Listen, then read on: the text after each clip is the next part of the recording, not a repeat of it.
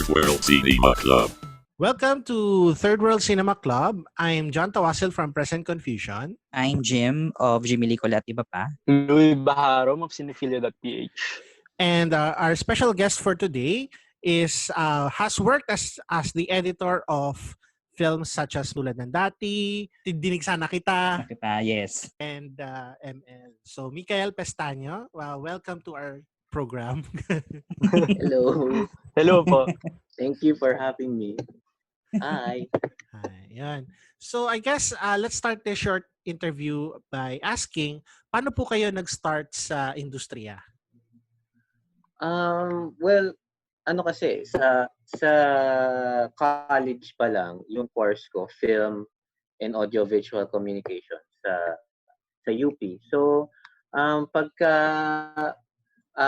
yung first job ko was an editor for AVPs, ganyan. Tapos pagka nung may mga thesis, yung mga kakilala ko, sa akin na rin nagpapa-edit. So, I guess doon ako nag-start. And then, as a professional editor talaga, nag-start ako sa TV. Yung sa Channel 5 na Single na TV show. Ewan ko kung anybody heard of that. But it was a reality-based TV show na parang dating. So, doon ako nag-start. After nun, nag-news naman ako, parang magazine type na news, parang probe sa Inquirer TV. Tapos after that, yun, I was lucky that I got into Roadrunner, which did post-production for film. So, kaya ako naging film editor eventually. I see. Ito pong susunod na tanong. Paano po nagbago ang linear tsaka non-linear editing noon versus ngayon? Tapos, what are the challenges noon at ngayon when it comes to editing media? Naabutan niyo po ba, Kuya Mick, yung mga linear editing? Oo, naabutan ko talaga yung linear editing. Yung tape-to-tape, yan. Yung mga cam to Betacam na naabutan ko rin yan. Also, naabutan ko rin yung physical na editing ng film. As in, puputulin nyo yung negatibo. Tapos, you're going to create a print. Saka nyo pag sasama-samahin. Tapos yung rough cut, i-fine cut nyo using the physical celluloid. So, naabutan ko yung time na yon. Well, I think the difference between linear and non-linear, kasi ang tawag dito, mas madali, of course, yung non-linear dahil before kailangan mo siyang i-assemble ng isang buo bago mo mapanood talaga yung gawa mo. So you get the sense of the rhythm that you created once you assembled the whole thing.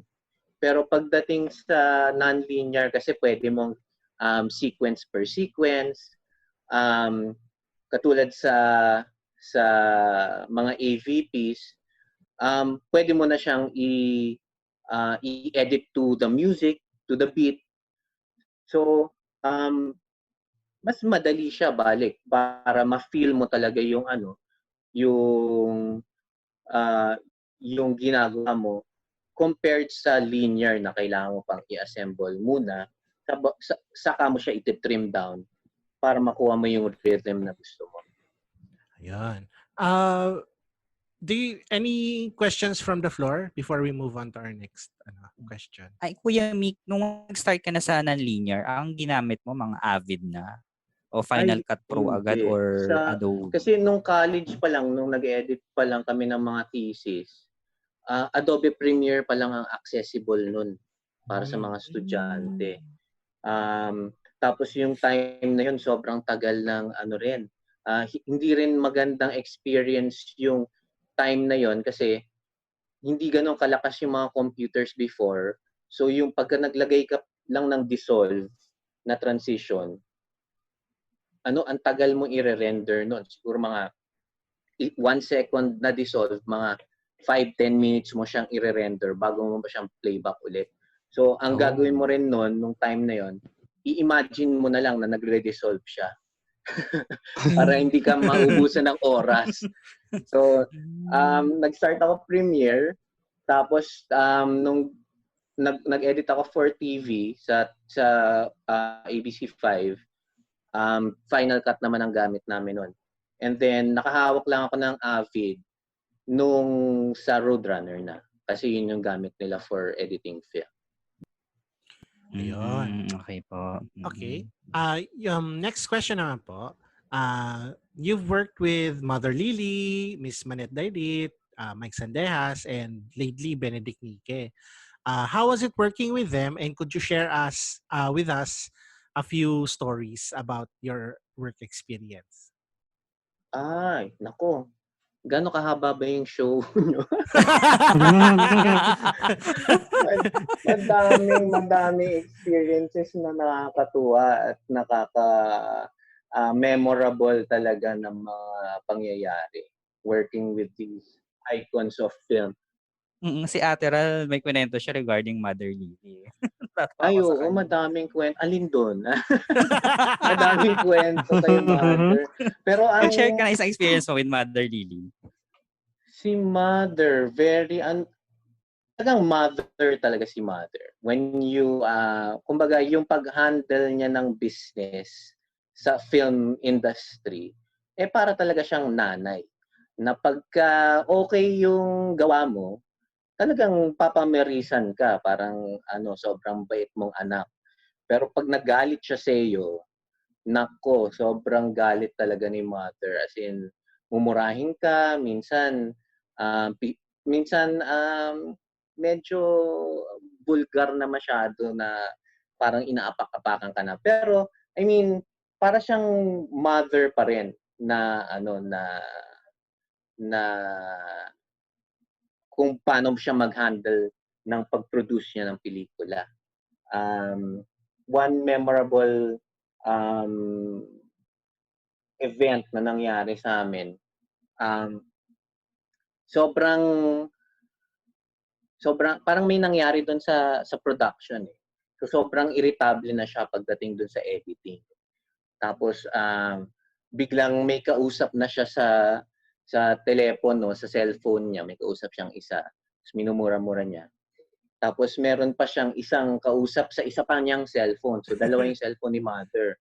Tapos sabi niya, ay nako, hindi ko maintindihan yung pinagsasabi niyo.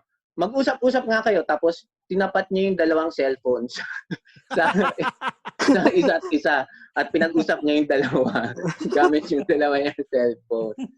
So yun, nakakatuwa yung experience na yun. Pero syempre kami, nung pag nagpe-preview siya nun pagkatapos niya mag-preview, so sobrang tense. Tapos sabi niya sa amin, maganda ba yung pelikula ko? Sabi niya. Tapos syempre kami, sabi niya, Mother, ang ganda. Sobrang ganda. Kasi baka magalit pa mas lalo pag nag-comment pa kami ng negative. So, gano'n. Pero ito, Kuya Mick, nangyayari rin ito sa editing room or sa post-prod na may ganitong eksena? Oo, nagpe-preview si Mother noon. Tapos yun, syempre, ongoing pa rin yung shoot. Parang may nangyari, parang nasira ata yung camera, nahulog ata or something. So, kaya galit ni Mother. Kaya, dun sa, nagpe-preview siya nung main picture noon. Tapos, biglang yun, galit na galit siya. Kuya Mick, how about Miss Manette Diary? How was it working with her? Kasi you worked with her in Roadrunner, di ba? Central Digital Lab. And as well as Central Digital Lab. Si Manette, ang tingin ko sa kanya talaga dati is like a mentor talaga. Kasi siya talaga, kumbaga, siya talaga yung nagtiwala sa akin na bigyan ako ng projects as a film editor. Kasi syempre, I started as an assistant editor, and then after that, associate editor. And then one time na lang, sinabi niya sa akin, I think I have a film project that would suit you. Kasi parang kumbaga kahit assistant, associate editor pa lang kami noon, tinitignan niya talaga, ino-observe niya talaga kung ano yung prowess namin as editors. Lahat kami dun sa sa kumpanya, lahat ng mga tinrain niyang editor, talagang tinitignan niya kung ano yung potential mo. And she knows when it's the right time to give you a film that would suit you. And true enough, the first project that she gave me was medyo musical eh. And she knew that I had a background also in music. So, and I also did some MTVs before joining Roadrunner. So, yung tulad ng dati, yun yung first project na binigay niya sa akin. So, parang si Manette talagang mentor talaga. And while doing tulad ng dati, she would visit the editing room and give some advice on how to cut a certain scene. So, yun. Ayun. In particular, may question ako regarding yung experience mo with ML. Kasi regardless naman dun sa ano ng pelikula, yung isa sa napansin ko, sobrang bilis niya, parang sobrang fast pace niya sa akin. Na tipong pinanood ko ang ML sa Cinemalaya twice. Tapos each time, hindi ko naramdaman yung tagal. So, yung could you tell us a bit about yung approach nyo ni Direk Benedict Mingke to editing ML? Tapos paano nyo na-implement yun? Yeah. Actually, yung ML, the first cut that I made before si Direk nanood, mas mabilis pa doon.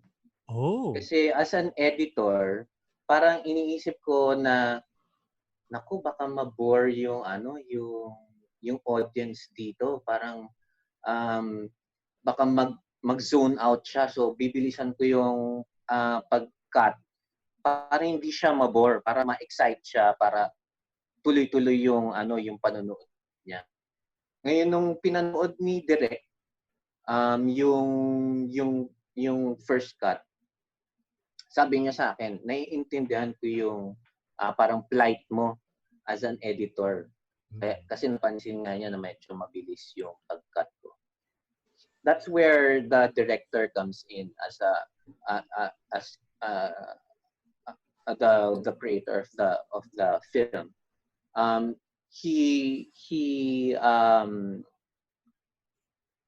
He pointed out particular scenes that he wanted to make the audience feel the pain of the character and to feel kung ano naman yung umiikot sa isip ni Tito Eddie, yung ganon, yung mga babad.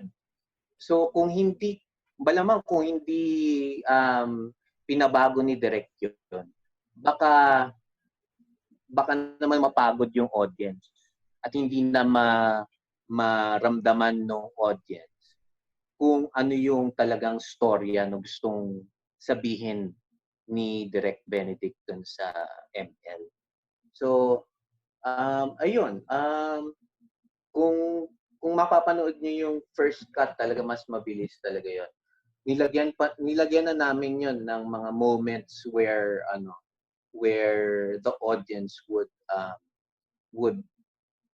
absorb the story more and the emotions that the director wanted the audience to feel. And I guess the reason why also you felt that ML was medyo mabilis dahil yung rhythm, yung pacing ng each scene was really kumbaga minanufacture namin para iniisip pa rin namin na kung baka mag-zone out yung audience. But if you actually watch it, you would see scenes wherein we slowed the pace a bit. But because of the guidance of Direct Ren, na-manufacture namin yung buong feature na walang eksena na nakaka-bore or mababagot ka. Okay, so the next question is, Kuya Mick, na naging part po kayo ng ABS-CBN Film Restoration when you participated in restoring works such as Biyaya ng Lupa and Ibong Adarna. Ano po yung mga challenges nyo in restoring such classic films? Well, restoration of the classic films, especially the old ones made by LBN, ang pinaka-challenge dun is to make sure that we're not really revising just for the sake of making it look better. Kasi there's also that fine line between restoring and revising a classic. Kasi syempre may mga impairments yung pelikula na would seem like impairments for us kasi mas sanay tayo sa pristine na picture. I see. So hindi yun yung kailangan namin i-pinpoint kung ano yung mga hindi namin pwedeng galawin. Katulad ng in Biyaya ng Lupa, there were scenes there na sobrang dilim na hindi mo na siya makikita talaga. Katulad nung eksena where yung bad guy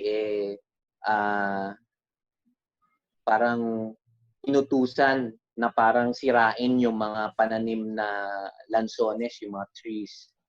So ang dilim ng eksenang yon. So ang unang version na ginawa ko, sobrang liwanag na para makita yung mga mukha nila. Pero naisip ko na baka hindi ito talaga yung intention. Which true enough, when I watched the adjusted picture, parang hindi mo na-feel yung tension kasi kita mo yung mga mukha nila, tapos parang hindi na siya gabi, para siyang maggagabi pa lang, parang hapon. Yes. So yung ganong mga challenges to know where to draw the line. When it comes to Ibong Adarna naman, we tried our best to really do some research on what the color of the bird was. Okay. Kaso nga lang, wala nang makatanda kung ano talaga yung kulay niya. So doon sa pagkulay ng bird, we invoke an artistic na lang, parang yun na lang yung parang version namin just to make the audience feel the amazement of having color mixed in with a black and white feature. So yun na lang yung goal namin para ma-achieve ulit yung ganong feeling. Pero we did try our best to really do the research to get to know what the color of the bird was. Kaso nga lang hirap eh. meron kaming we were actually trying to mimic also kasi yun hand painted yung bird. Okay. So gusto namin sana i-mimic yung effect na hand painted, but with the time given para matapos, hindi na po namin na gawa. So we just mask the bird na lang. hindi na namin nilagyan ng effect na parang hand-painted. Pero the intention to do that was there, but sayang wala lang oras. Maybe if we have more time, if given more time, we can still go back to it, and if we do get to know kung ano talaga yung kulay niya, pwede rin nating i-revise. That's the beauty naman also of having these films as digital mediums already, kasi you can go back to it if that time is given. Yan. May Interesting. question ako, Kuya Mick. Pag nag-edit ka ba, meron ka bang certain na film editor na nilulook up or mga film references?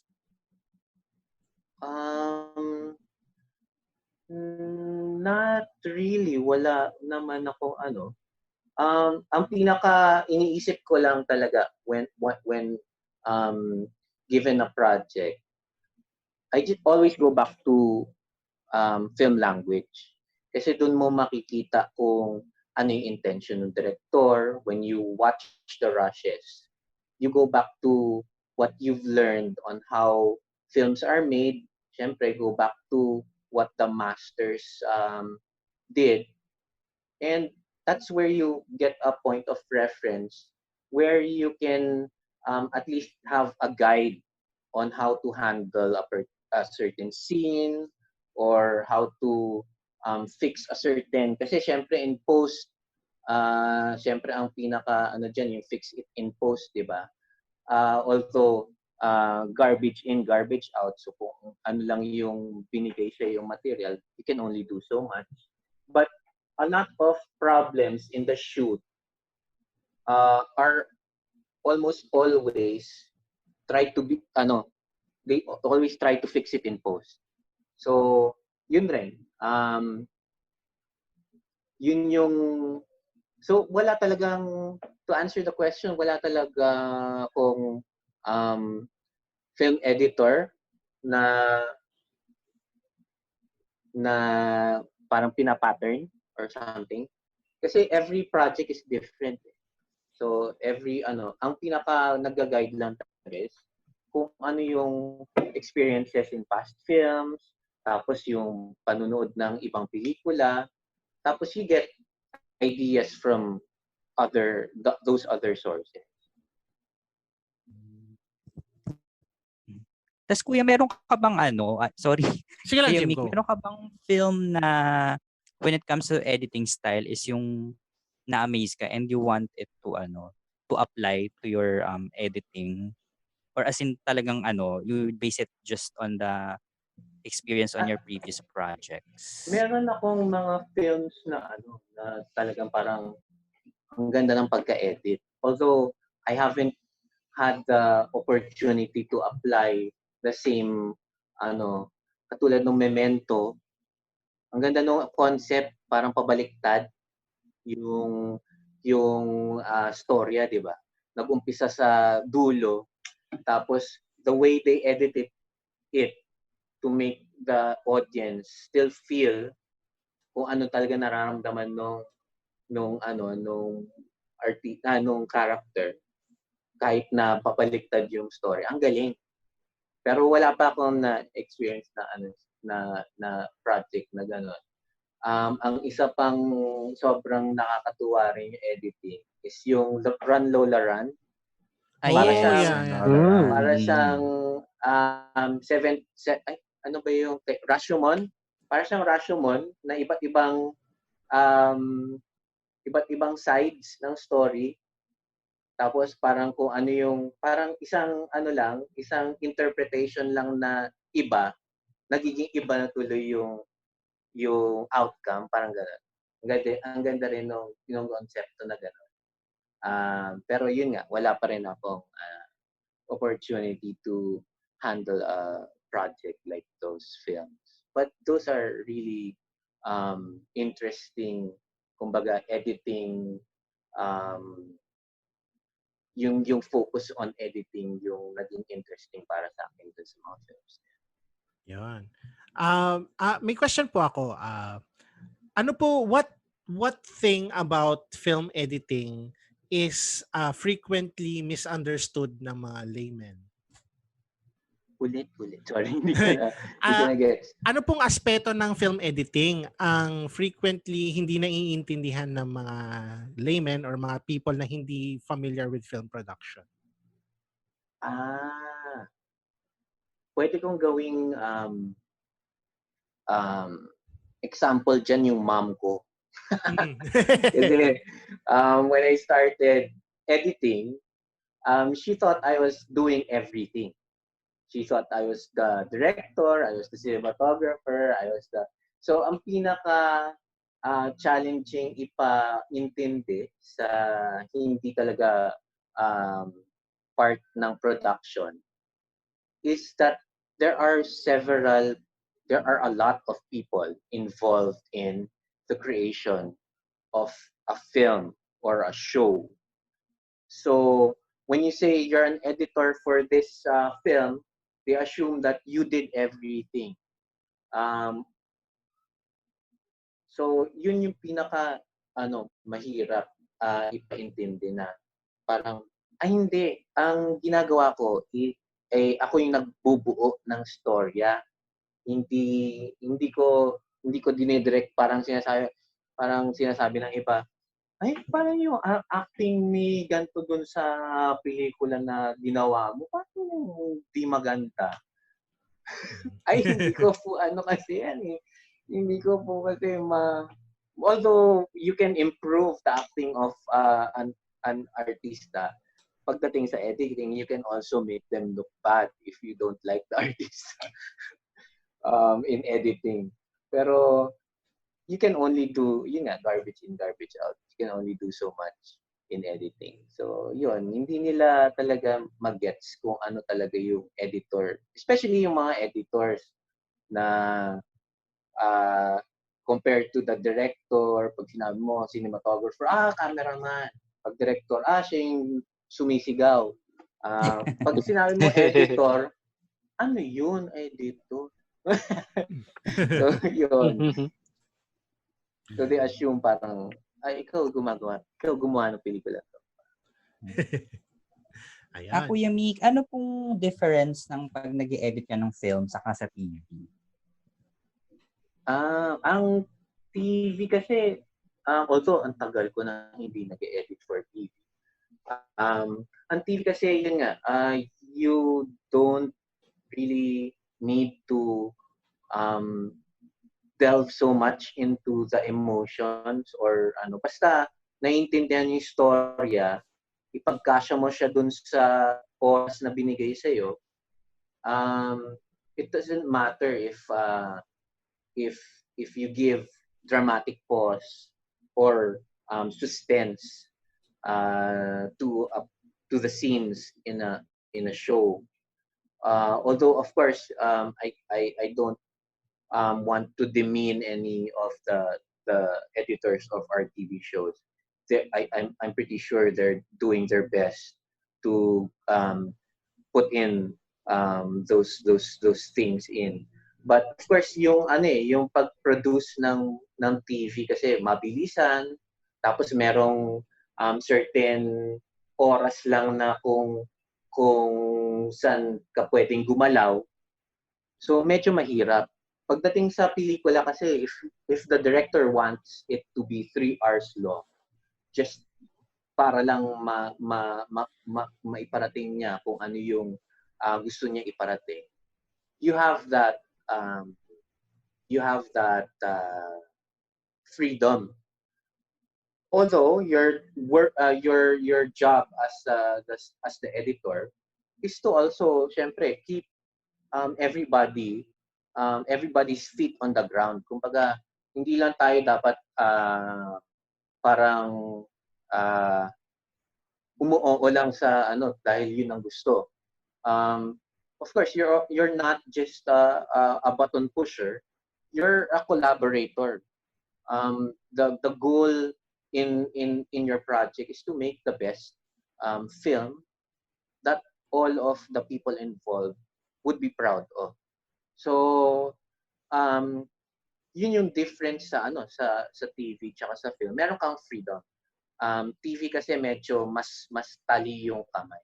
Pero hindi ko sinasabi na hindi nila parang binabaliwala na lang nila yung ibang aspeto ng paggawa ng audiovisual na medium. Pero there's that limitation. Ayun. Any more questions before we move to our final question? Jim or Louie? Ako. Sige, Louie, go. Ako po. Kuya Mick, paano nyo po, binubuo yung reality ng isang pelikula? There are different techniques rin kasi to make the audience feel that they're in a different kumbaga escapism yung di ba, yung parang effect ng pelikula. You want the audience to bring the audience along for a story that would make them forget whatever problems they have, or make them feel whatever emotion you want, or make them know whatever issue you want to focus on. So every film medyo different. Pagka horror, if you want them to really feel that they're in that particular moment na kakainin ka na ng monster, medyo mahirap if you don't have the right elements in place, which is magandang effects or magandang prosthetics. Pero yung pinaka sandata ng isang film editor para mapa-feel doon sa tao yung realidad ng pelikula is to make sure that you are synced with what the audience would be thinking. Kumbaga parang ano bang pagka ginagawa ko yung isang eksena, pagka pinuputol ko siya, parang iniisip ko, ano kaya yung mararamdaman ng tao pag dito ako nagputol or pagka pinahaba ko tas dito ko pinutol. So, yun yung pinaka tool mo na lang to make the audience believe that they are watching something that's real, that's something that's happening, and they need to believe. Pero meron ring ibang mga film genres na na pinapamukha sa'yo na, uy, nanonood ka ng pelikula. hindi to totoo buhay, di ba? There's those other film genres that parang shakes the audience to make them realize that they're not watching something that's real. But yun, yung pagiging sync sa isang sa audience, yun yung pinaka iniisip ko na lang. Ayun. Okay po. Thank you po. And I guess for our last question, ano po ang pwede niyo ma-share sa listeners natin na gustong mag-pursue na maging film editors? Stay in school.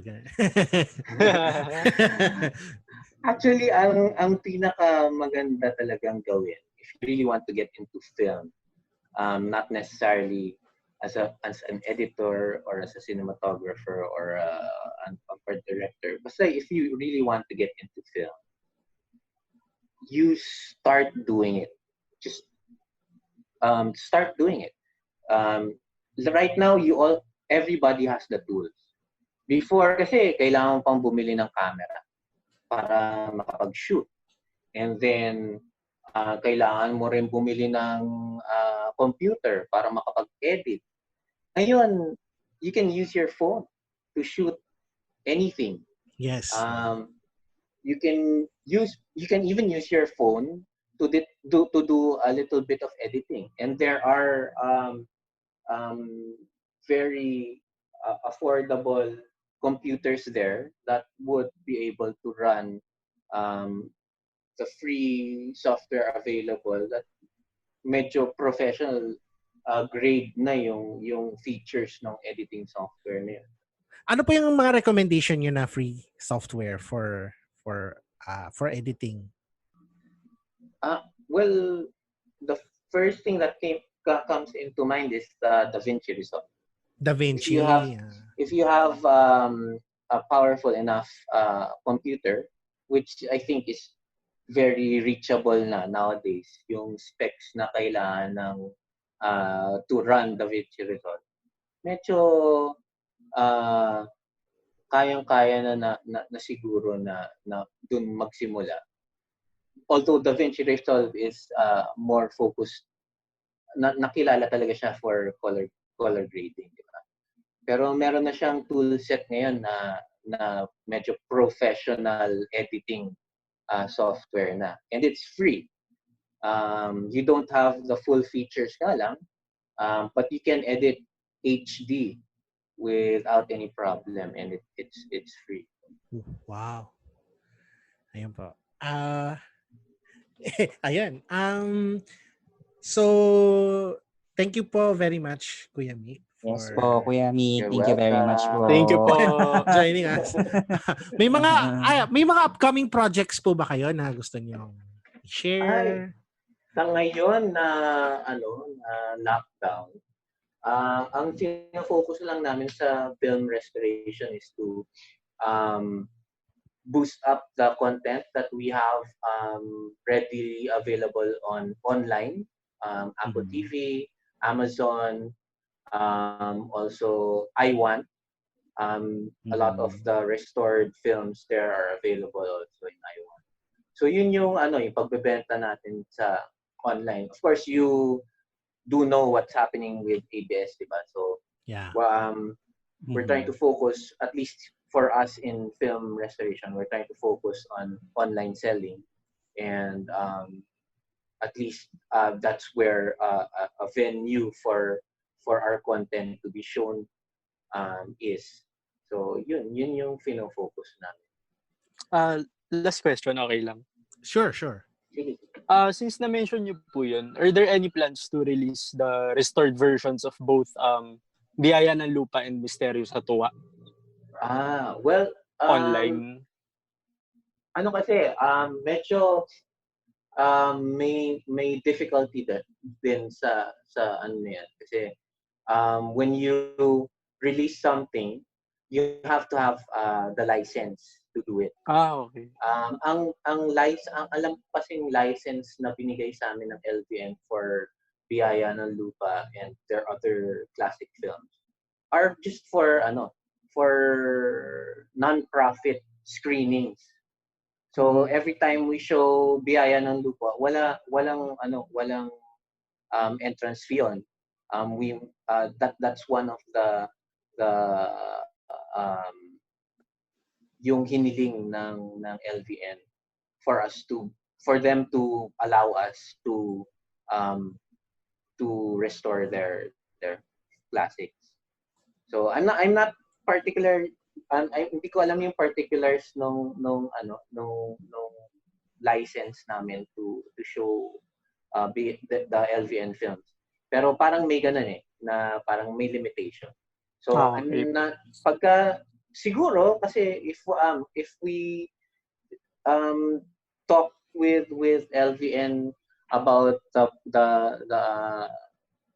the prospect of releasing it online, pwede siguro. Pero parang ni-release nga yung Biyaya ba yun or Ibong Adarna, parang nilabas ata sa iWant, pero free yun. Yung Okay. Ibong Adarna for a certain period of time, parang may ganun So Nung Holy Week, Kuya, Holy Week yun, I Ayun. think mga Easter Sunday ata, pinalabas sa ABS. Before the shutdown yung yung Ibong Adarna. ayun. Ah, So okay. Ayan. yun. Ah. So may limitation. Okay Although po. of course gusto namin i-release kasi syempre especially isa sa favorite films Filipino films ko rin ng Biyaya ng Lupa kasi sabi ko nga sa lahat ng um, classic films na napanood ko, Biyaya ng Lupa, pag tinignan mo yung editing, flawless yung editing. Yun. Again, Kuya Mick, maraming salamat po sa pagsama sa amin. Thank you Yes, po. salamat You're po, Kuya Mick. welcome. Anytime po, if you're free, gusto yung chumika sa amin, ganun. May bago kayong project. Sina Sabihin niya Jim, lang, nakikita ko sina Jim sa mga premiere namin. Yes. mga Oo. restored na. Dapat mag-join rin kayo doon para Sige po. for more exposure to the classics. Kasi doon mo talaga matututunan ang proper filmmaking. Yes. Oo nga. So, ayun. Until next time, guys. This is another episode of Third World Cinema Club. So, bye-bye. Bye. Bye.